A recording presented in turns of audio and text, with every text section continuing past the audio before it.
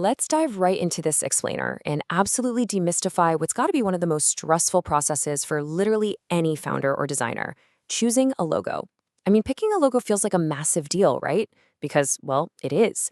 But before you get totally lost in that endless sea of colors and fonts, you really have to understand the fundamental architecture behind the design. So today, we're going to look at the 7 core logo types and how they actually functionally impact your business. To make this super easy to digest, we've broken this down into 5 clear parts: why logo types matter, the 7 core logo types, choosing your perfect match, common design mistakes, and finally, the bigger brand system. All right, let's kick things off with part 1, why logo types matter. You see, a logo isn't just a pretty picture. It's a really hard-working functional tool. It's usually the very first thing a customer notices about you. And here's the kicker: it has to work everywhere. We're talking from the side of a massive delivery van all the way down to a tiny pixelated mobile app icon. If you choose the wrong logo type, it's basically going to fail the functional stress tests of everyday business use. But if you get it right, boom, people remember you instantly. Get it wrong, and that beautiful, intricate poster design quickly turns into a blurry, unreadable mess on a business card or website header. It literally needs room to adapt and grow. Moving right along to part 2, the 7 core logo types. Let's explore your options. First up, we've got the word mark, or as some folks call it, a logo type. This one relies entirely on strong typography. No pictures, no symbols, just the name. Think of massive brands like Google, Coca-Cola, or Visa. This style is absolutely perfect for new businesses that need people to learn their names super fast. But a quick caveat: it really works best when your business name is on the shorter side, catchy, and really easy to say out loud. Now, what if your brand name isn't short and punchy? Well, enter the lettermark, also known as a monogram. This logo uses just the initials of a business. I mean, just try fitting National Aeronautics and Space Administration on a tiny employee badge. You'll instantly see why lettermarks are absolute lifesavers for clunky or super long names. NASA, IBM, HBO. These guys shrink a total mouthful of a name down into something short, punchy, and instantly recognizable. Next on the list is the pictorial mark, or brand mark. This is an icon or a literal symbol representing the brand with zero text whatsoever. The classic Apple logo? Yeah, that's the gold standard right there. But here's the catch with this one. While it's incredibly powerful for recognition, it usually only works once a brand is already well established. If you're a brand new business, throwing a random symbol with no name out there just won't mean much to your new customers yet. So if you don't want a literal picture of an apple or a bird, you can go with an abstract mark. This is a totally unique shape or symbol that captures a concept or a feeling visually.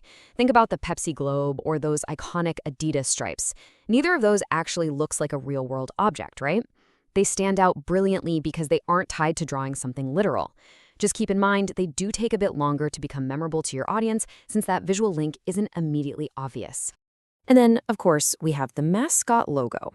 This is your character-based design. Think of the KFC Colonel or that incredibly persistent Duolingo owl. Mascots are just fantastic for injecting some fun, warmth, and a super family-friendly personality right into a brand. They build a really strong emotional connection, especially with younger audiences. But as you'd probably guess, they generally feel pretty out of place in highly serious industries like corporate law or financial services. Up next is the combination mark. This literally pairs a symbol with text. Burger King, Doritos, Lay's, they all use this approach. And honestly, this is actually the most common logo type out there, and for sure the safest starting point for most startups. Why? Because you're getting the best of both worlds. You get that instant name recognition from the text, plus a symbol that you can eventually detach and use totally on its own once your brand gains some serious traction. Finally, we arrive at the emblem. This is where text actually sits inside a symbol, a badge, or a shape, kind of like a classic stamp or seal. Harvard University and Starbucks are iconic examples here. And while emblems feel wonderfully traditional, official, and super trustworthy, you've really got to beware of a major trap with them: severe detail loss. When you try to shrink a really complex emblem down to a tiny social media icon or website favicon, it can quickly turn into an unreadable smudge. All right, let's transition to part 3, choosing your perfect match. So here is your first big strategic tip. Take a hard look at your actual business name. Short, punchy names practically demand a word mark because they just look incredibly clean and pure typography. But if your name is long, complicated, or just a bit of a mouthful, you're going to heavily favor a letter mark or a combination mark.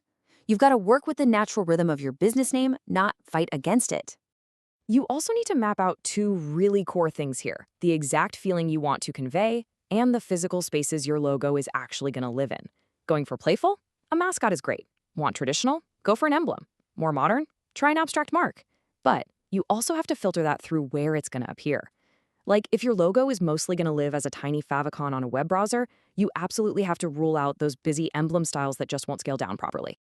Now, let's jump into part 4, common design mistakes and how to avoid them.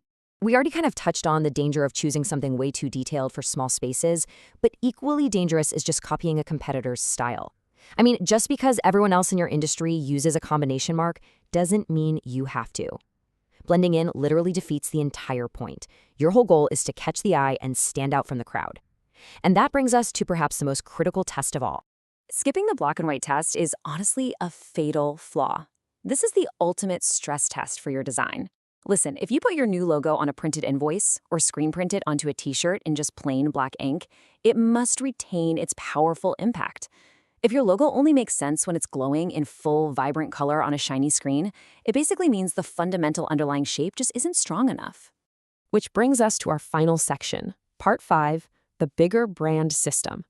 Here's the thing, your logo cannot be treated as a standalone task. You can't just design a cool graphic, toss it on a hard drive, and call it a day.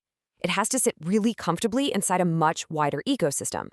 A truly successful brand treats the logo as just step 1. At the exact same time you're picking your logo style, you really should be locking in your domain names. Then it needs to integrate seamlessly into your web design, your SEO setup so customers can actually find you, and all your consistent brand materials like promo videos. The logo is the keystone, sure, but it absolutely needs the rest of the bridge to function. So, as we wrap up this explainer, you might be sitting there wondering, okay, but what is the single, universally best logo type? Well, the answer is 0. There isn't one. There is absolutely no single magic answer. There is only the specific type that perfectly fits your unique name, your industry's specific landscape, and your long-term plans for growth. So, I want to leave you with this one thought. As you look at your own brand today, I want you to ask yourself this ultimate black and white stress test question. If you stripped your logo of its color right this second, would it still stand out? Take a hard, honest look at your brand identity today and ask yourself if your logo is truly working hard enough for your business or if it might just be time for a change.